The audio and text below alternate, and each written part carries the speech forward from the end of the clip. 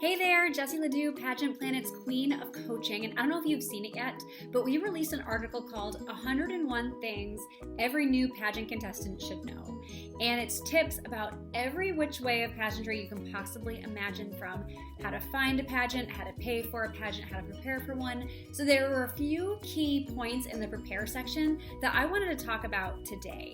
And you can find that article by visiting pageantplanet.com and click articles, or you can search 101. It comes right up. So you can find all the details there, but here's a couple of my favorites that I thought you'd benefit from. The first is I want to talk about wardrobe. How do you prepare for your pageant and choosing the right wardrobe? There are some hard and fast rules, so it depends first and foremost on your age division. For example, princesses usually age 6 and under, they definitely want to look like princesses, right? So they don't want to have anything sheer. They should be incredibly age appropriate, bright colors, lots of fun. And then when you're like a junior teen or below, probably want to go with a ball gown, nothing too sleek, nothing too fitted. So age appropriate is critical for anyone below a teen or a miss contestant. And those, what I would say, are hard and fast rules. And you'll see those if you're doing your research and you're looking at pageants' past winners or other evening gown competitions that they've posted or publicized, because that way you can confirm that you are on the right track. When you're shopping for your evening gown, no matter what age division you're in, I want you to try on all styles. So we just said, like, for junior teen and under, you want to be in ball gown, but that doesn't mean you can't try on different colors, different necklines. I love a one shoulder for any age division. I love a halter, a high neck, a strapless. There are so many different versions that you're going to want to try everything before you rule it out. And the same thing with the bottom. If you're a miss and you have total flexibility with what you can and can't wear, still try on. You want something maybe A-line, something flowy. Maybe it has a big slip. Maybe it doesn't. Maybe it has a big cape in the back that you can carry and flip around when you're on stage. Really be dramatic and own the moment. So try everything on before you rule in one direction or the other. But when you've done that, it's so critical that you're thinking about your brand. And if you follow Pageant Planet, you have definitely heard me talk about how important your pageant brand is. And I always say, if you haven't heard me talk about it before, there's 5 key words I want you to think about when developing your brand. The first 3 are personality words. So if I were to ask, describe yourself in 3 words, those are your personality words. They can be anything from driven, sophisticated, flirtatious, girly, feminine. There's so many other words you could use, edgy, etc. And then the next 2 words I'm going to call your style words. So how do you describe your personal style in 2 words? So mine is classic and unexpected.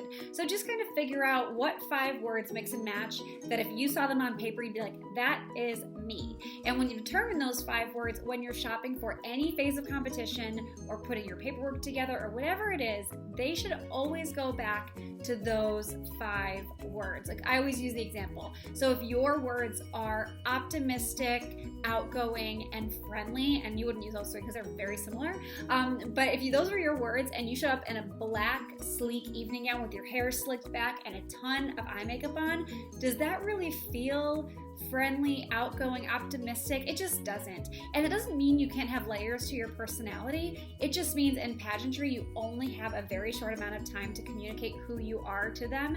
And the more dynamic you are, the more confusing that can be for a judge. So again, it's not ideal in the real world to be so pigeonholed, but in pageant world, it can be the difference of being memorable enough to win and being forgettable.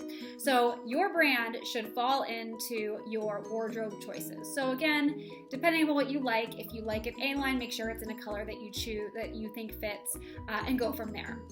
And you also want to stay true to you and not the trend. So for example, about a decade ago, oh my gosh, that makes me feel so old. About a decade ago, the style was full glitz, like, oh my gosh, as glam as could be. And when I was choosing my evening gown for Miss International, I was like, this really isn't me. I tried on a million sparkly gowns, and finally I picked one that had not a stone on it, but had some really cool architectural details. And I was like, yep, this is me. I was 24 at the time, and that's what I wanted to do.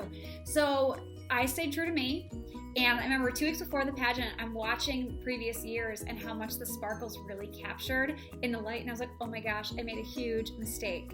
But then I wouldn't have had it any other way. It was true to me. So don't feel like you have to pick what you see everyone else doing. You can step out of the box as long as it fits your personality and your brand authentically.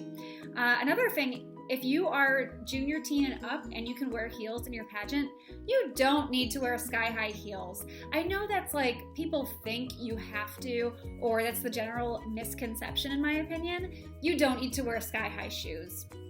I mean, we have Olivia Culpo from the US. She was Miss USA. She went on to be Miss Universe. And I think she's very average in height. I think she's like 5'5". So you don't need to wear sky-high heels. Just be your best version of yourself, especially if your wardrobe has a slit or is shorter. If you're wearing platform shoes that are probably 2 inches of platform at least, my eyes are going straight to your feet when I'm judging you. And I don't want to stare at your feet. I want to stare at you. So don't feel like you have to wear gigantic shoes to make whatever wardrobe piece work. It's not worth it for so many reasons.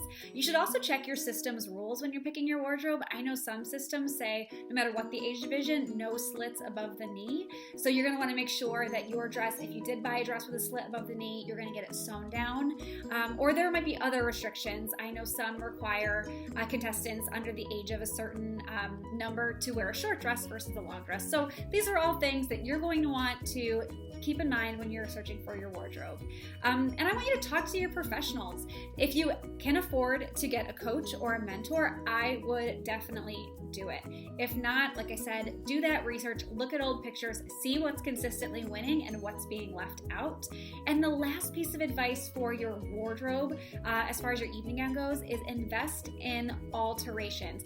I would hold 20% of your wardrobe budget back so that you can invest in making sure everything is fitted to perfection. Judges take off so much if your hem isn't the right length, if it's buckling in the back, if your waist is hitting at the wrong place. So you're not going to want to blow your entire budget on the wardrobe itself if you can't, from the back end, invest in making sure it fits and looks perfect. And the last note I'll say about wardrobe, we talked mostly about evening gown there, but for interview wear, most pageants are not looking for traditional suiting. There are still some that do, so again, it goes back to your research, but I like to say, think about it if you were being interviewed on Entertainment Tonight or Hollywood News Live or something like that. That's really the direction that pageants are more focused on right now. What is that fashion-forward but professional look? You're going to want to be careful about too much skin showing because you might have some old school judges that might not be comfortable with that still, but think more fashion than The Office. I guess traditional office setting. And then another thing you're going to want to keep in mind while you're putting together your total package is your pageant headshot. They will likely see your pageant headshot before they see you. So you want to be memorable in a good way. And most pageant photographers, just an FYI if you're new to this, a photo shoot will probably less or cost about $350 minimum. So keep that in mind when you're looking through your budget. And the other thing is you are going to want to invest in professional hair and makeup services. That way you look your best and the photographer has a beautiful canvas to start with. If you don't have that in your budget right now, I'd say go to Sephora or any drugstore, get your makeup done and make sure it looks really professional. And then on a plain background with a really nice camera, you're not going to want to use an iPhone. Someone in your life probably has a digital camera that they can use, so try that. But it's got to be great natural lighting, really simple backdrop. What works for a senior portrait definitely doesn't work for a pageant headshot. So keep that in mind too. And the last thing I'll say is you have to know your why. Why are you competing? It's not just because you want to put yourself out there. Like really, okay, what caused you to want to put yourself out there? So keep diving in, figure out why you're here, why this choice, so you can articulate it to the judges. So if you want to learn more about the 101 tips for first-time contestants, visit pageantplanet.com.